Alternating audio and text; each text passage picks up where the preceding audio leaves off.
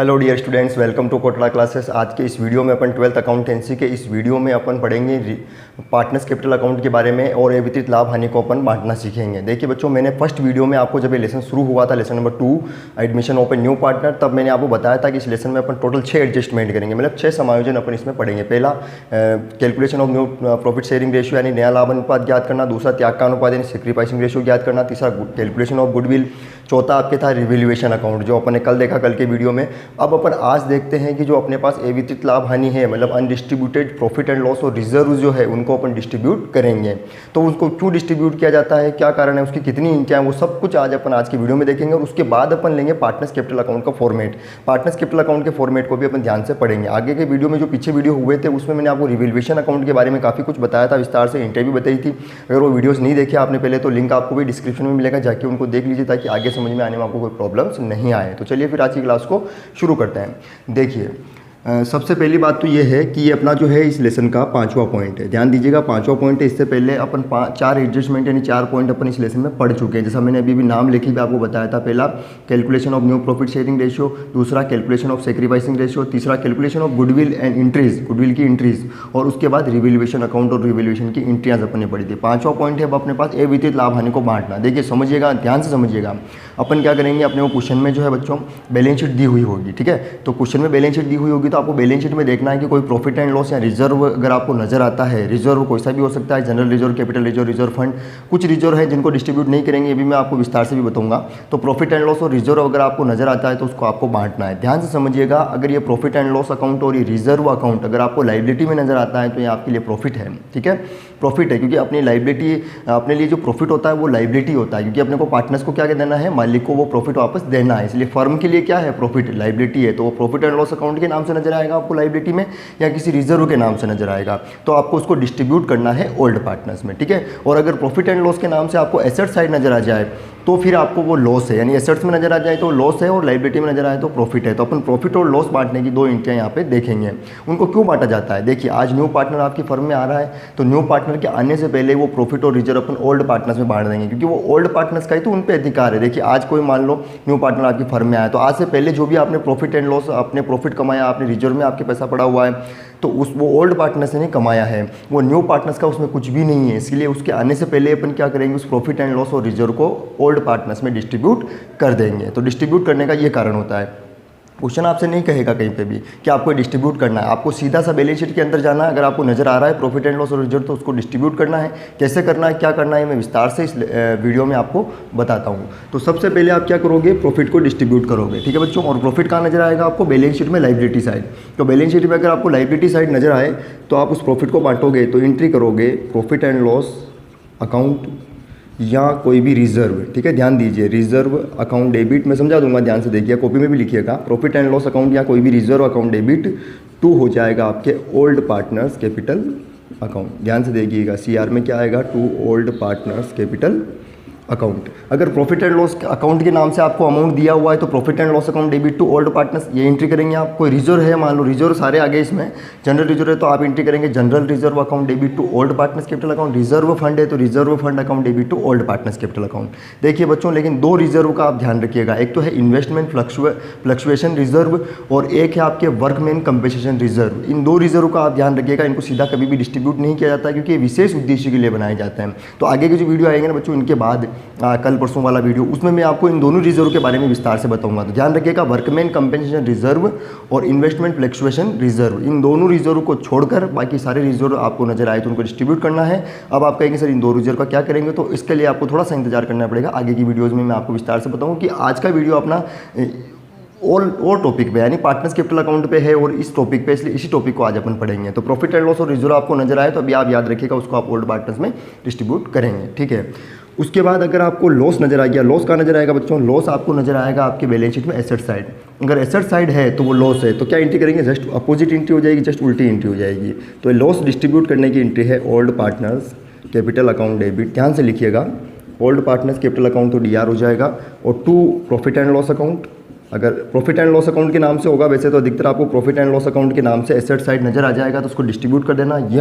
या हो सकता है बच्चों आपको वो इस नाम से दे, डेफर्ड रिवेन्यू एक्सपेंडिचर। अब आप कहेंगे ये क्या है, तो मैं बताऊंगा आपको भी, ध्यान से देखिएगा। डेफर्ड रिवेन्यू एक्सपेंडिचर अकाउंट, ठीक है, एक्सपेंडिचर अकाउंट, या और एक और नाम से हो सकता है, या टू एडवर्टीजमेंट अकाउंट के नाम से भी हो सकता है। एडवर्टीजमेंट तो सभी जानते होंगे, विज्ञापन, एडवर्टीजमेंट एक्सपेंसेस अकाउंट के नाम से भी आपको दिया हुआ हो सकता है। तो ध्यान से समझिएगा, ये तीनों नाम में से कोई भी नाम अगर आपको नजर आ जाए बैलेंस शीट में एसेट साइड, तो इसका मतलब वो लॉस है और आपको लॉस डिस्ट्रीब्यूट करने की एंट्री करनी है, ठीक है। तो क्या एंट्री करेंगे, old partners capital account debit to profit and loss है तो टू प्रॉफिट एंड लॉस लिखेंगे, टू डेफर्ड रेवेन्यू एक्सपेंडिचर है तो टू डेफर्ड रेवेन्यू एक्सपेंडिचर लिखेंगे, और अगर आपको एडवर्टीजमेंट के नाम से दिया हुआ तो टू एडवर्टीजमेंट एक्सपेंसेस अकाउंट लिखेंगे। देखिए प्रॉफिट एंड लॉस तो आप सभी जानते हैं, पर आप ये सोच रहे हैं सर ये डेफर्ड रेवेन्यू एक्सपेंडिचर क्या है। ये वह एक्सपेंसेस होते हैं जो आपने एक बार किया है, उसका लाभ आपको कई सालों तक मिलेगा। जैसे विज्ञापन व्यय, ये एक ही बात है, विज्ञापन व्यय भी इसमें आते हैं, एडवर्टीजमेंट एक्सपेंसेस, ठीक है। जैसे अभी आपकी कंपनी शुरू हुई है, फर्म शुरू हुई है, तो आपने लाखों करोड़ रुपए विज्ञापन पर खर्चा किया है, तो अब आपके कस्टमर जान गए, अब आपका प्रोडक्ट खरीदेंगे, तो क्या आपको उसका विज्ञापन के खर्चे का लाभ क्या एक साल ही मिला? नहीं, कई सालों तक मिला, क्योंकि एक बार आपको कस्टमर आपको जान गए तो अब वो बार बार प्रोडक्ट को परचेज करेंगे। तो इसे कहते हैं डेफर्ड रेवेन्यू एक्सपेंडिचर, मतलब ऐसा एक्सपेंस है जिसका लाभ आपको कई सालों तक मिलता रहे। तो आपके लिए एसेट्स है, वो आपके लिए बहुत बड़ा लॉस है, तो उस लॉस को क्या करना है, आपको ओल्ड पार्टनर्स में बांटना है, ठीक है। तो ये लॉस बांटने की एंट्री बच्चों, लॉस 3 नाम से हो सकता है, और ये प्रॉफिट बांटने की एंट्री बच्चों, प्रॉफिट 2 नाम से हो सकता है, तो किसी प्रॉफिट एंड लॉस के नाम से या किसी रिजर्व के नाम से हो सकता है। तो आपको को डिस्ट्रीब्यूट करना है, भूलना नहीं है। तो ये 2 एंट्रियाँ हैं। बैलेंस शीट में आपको एसेट साइड नजर आए तो लॉस है, लाइबिलिटी साइड नजर आए तो प्रॉफिट है। मैं बार बार ये चीज़ रिपीट कर रहा हूँ, लेकिन मैं आपसे कहूँगा कि अगर कोई बात समझ में नहीं आए तो वापस वीडियो को पीछे करके आप देख सकते हैं, ताकि मुझे बार बार रिपीट नहीं करना पड़े। लेकिन मैं मानता हूँ कि आपको समझ में आ गया होगा कि प्रॉफिट बांटने की एंट्री, लॉस बांटने की एंट्री है। लाइबिलिटी में नजर आए तो प्रॉफिट बांटना, और एसेट्स में नजर आए तो लॉस बांटना। आप खुद चेक करना, क्वेश्चन आपसे नहीं कहेगा, आपको इनको डिस्ट्रीब्यूट करना ही है, क्योंकि नया साझेदार आने से पहले पुराने साझेदारों में ये बांट दिया जाता है, न्यू पार्टनर को ये नहीं दिया जाएगा, इसीलिए इनको डिस्ट्रीब्यूट किया जाता है बच्चों, ठीक है। थोड़ा सा वीडियो पीछे करके वापस चेक कर लीजिए, ठीक है। इसके बाद अब अपन लेते हैं बच्चों पार्टनर्स कैपिटल अकाउंट का फॉर्मेट, जो काफ़ी इंपॉर्टेंट इस लेसन का फॉर्मेट है, ठीक है। चलिए फिर पार्टनर्स कैपिटल अकाउंट का फॉर्मेट देखते हैं। तो देखिए बच्चों, ये पार्टनर्स कैपिटल अकाउंट का मैंने फॉर्मेट यहाँ पे बना दिया। फॉर्मेट तो आप सभी जानते होंगे कि पर्टिकुलर्स जितने पार्टनर उतने कॉलम बनाते हैं डेबिट में भी, और पर्टिकुलर्स वापस जितने पार्टनर उतने कॉलम बनाते हैं। ये ध्यान रखिएगा, आप कोई सा भी लेसन हो, चाहे एडमिशन हो, न्यू पार्टनर हो, चाहे रिटायरमेंट हो, चाहे फर्म का समापन हो, हमेशा फॉर्मेट ऐसे बनेगा, पर्टिकुलर्स जितने क्वेश्चन में पार्टनर है उतने कॉलम बनाए डेबिट में भी, और जितने क्वेश्चन में पार्टनर है उतने कॉलम बनाए सीआर साइड में भी। अब अपन ट्रांजेक्शन की बात करते हैं बच्चों की, ट्रांजेक्शन कहाँ कैसे क्या लिखा जाता है। तो सबसे पहले आपको क्या करना है, बाई बैलेंस बीडी, यानी बैलेंस आपको दिया होगा क्वेश्चन में, वो लिखना है बाई बैलेंस बीडी के नाम से। ये आपको कहाँ मिलेगा, बैलेंस शीट में आपको लाइबिलिटी साइड वो दे रखा होगा कैपिटल अकाउंट के नाम से, तो वो कैपिटल अकाउंट होगा ओल्ड पार्टनर्स का, वो आपको यहाँ लिखना है बाई बैलेंस बीडी। देखिए ध्यान समझिएगा, बाई बैलेंस बीडी सबसे पहले लिखें। उसके बाद आपको क्या करना है, टोटल 3 वर्किंग यहाँ पे करनी है। आप ऐसे याद रखेंगे, दिमाग में रखेंगे कि अपन 3 काम टोटल करेंगे तो पार्टनर्स कैपिटल अकाउंट कंप्लीट हो जाएगा। पहले गुडविल की 4 एंट्रियाँ, फिर रिवैल्यूएशन अकाउंट का प्रॉफिट लॉस लिखेंगे, फिर प्रॉफिट एंड लॉस और रिजर्व को डिस्ट्रीब्यूट करेंगे। 3 काम करेंगे, ठीक है। अगर आप ऐसा दिमाग में रखेंगे तो भूलने के चांसेस बिल्कुल भी नहीं रहेंगे, और कोई भी वर्किंग अपन चूकेंगे नहीं। तो कैसे करेंगे, तो सबसे पहले याद कीजिए, गुडविल की पहली एंट्री मैंने आपको क्या लिखवाई थी, गुडविल की मैंने पहली एंट्री आपको लिखवाई थी old partners capital account debit to goodwill, यानी वहाँ पे गुडविल क्या होता है, सीआर होता है, तो गुडविल यहाँ पे क्या हो जाएगा, डेबिट में आ जाएगा, नहीं डीआर हो जाएगा। ये गुडविल अकाउंट को क्लोज करने की एंट्री बच्चों, आप सभी को पता होगा पहली एंट्री की, बैलेंस शीट में अगर गुडविल दी हुई हो तो उसको बंद कर देना। तो सबसे पहले आप क्या करना, बैलेंस शीट में एसेट साइड देखना, अगर आपको गुडविल नजर आ जाए तो इसका मतलब गुडविल खाता खुला हुआ है, तो उसको ओल्ड पार्टनर्स में डिस्ट्रीब्यूट करके उस गुडविल अकाउंट को क्लोज करना है। तो जब क्लोज करना है तो कहाँ लिखना, उसको डेबिट में लिखना, टू गुडविल अकाउंट लिख देना, और ओल्ड पार्टनर्स में डिस्ट्रीब्यूट करके गुडविल अकाउंट को क्लोज कर देना। कभी मत भूलना, पहली एंट्री यहाँ आएगी। तो बैलेंस शीट में एसेट साइड अगर आपको गुडविल नजर आए तो आपको टू गुडविल लिख के उसको ओल्ड पार्टनर्स में बांट के उसको बंद कर देना, ठीक है। फिर दूसरी एंट्री आपको क्या पता थी कि cash account debit to new partners capital account. नया पार्टनर आता है फर्म में तो कैपिटल लेके आता है, कैपिटल का अमाउंट लेके आता है, तो वहाँ पे कैश डीआर होता है, तो कैश क्या हो जाएगा, यहाँ पे सीआर हो जाएगा। तो काफ़ी आसान है बच्चों दूसरी एंट्री, कुछ नहीं करना आपको, कैश वो लेके आया न्यू पार्टनर्स, तो आपको बाई कैश लिखना है, उसका अमाउंट उसके कॉलम में लिख देना। जैसे मान लीजिए वाई न्यू पार्टनर आया तो वाई में लिख देना, जेड आया तो जेड में लिख देना है, ठीक है। उसके बाद तीसरी एंट्री आप सभी को पता है गुडविल को डिस्ट्रीब्यूट करने की। गुडविल को डिस्ट्रीब्यूट करने की एंट्री मैंने क्या लिखाई थी, आपको सेक्रीफाइसिंग रेशियो में डिस्ट्रीब्यूट करते हैं, त्याग के अनुपात में। तो क्या एंट्री लिखाई थी मैंने बच्चों, goodwill account debit to old partners, तो गुडविल वहाँ पे डीआर हो रहा है जनरल में, तो यहाँ पे क्या हो जाएगा, सीआर, तो लिख देंगे बाई गुडविल अकाउंट। ये तीसरी एंट्री है, बाई गुडविल अकाउंट, गुडविल को डिस्ट्रीब्यूट करने की है ना, त्याग के अनुपात में, सेक्रीफाइसिंग रेशियो में। और उसके बाद चौथी एंट्री मैंने आपको लिखाई थी नंबर 4 में, कि जब ओल्ड पार्टनर्स अपनी गुडविल का पैसा चाहे तो फर्म से निकाल सकते हैं। तो निकालने की एंट्री क्या थी बच्चों, याद करो, old partners capital account debit to cash, यानी कैश वहाँ पे जनरल में सीआर हो रहा है तो अकाउंट में क्या होगा, डेबिट में आ जाएगा, टू कैश अकाउंट। तो 4 एंट्रियाँ हो गई बच्चों, ठीक है। 2 एंट्रियाँ डीआर में और 2 एंट्रियाँ CR में। याद रखिएगा, पहली एंट्री गुडविल अकाउंट खुला हो तो उसको क्लोज कर देना, ओपन हो तो क्लोज कर देना, टू गुडविल अकाउंट लिख के ओल्ड पार्टनर्स भी डिस्ट्रीब्यूट कर देना और क्लोज हो जाएगा। उसके बाद न्यू पार्टनर अमाउंट लेके आए कैपिटल का, तो बाई कैश अकाउंट लिख के अमाउंट लिख देना न्यू पार्टनर्स का, ठीक है। उसके बाद गुडविल को डिस्ट्रीब्यूट करना है, तो तीसरी एंट्री बाई गुडविल अकाउंट और गुडविल को डिस्ट्रीब्यूट कर देना। फिर चौथी एंट्री टू कैश, यानी उसने अमाउंट निकाल लिया गुडविल का, तो टू कैश लिख के अमाउंट निकालने की एंट्री करना। 2 एंट्री इधर 2 एंट्री इधर। और क्वेश्चन में कितनी एंट्रियाँ कहे वो क्वेश्चन के हिसाब से चलेगा, लेकिन आपको चारों एंट्रियों को दिमाग में रखना है, ठीक है। तो पहला काम हो गया अपना, गुडविल की 4 एंट्रियाँ करेंगे, ठीक है सर, 4 एंट्रियाँ करेंगे।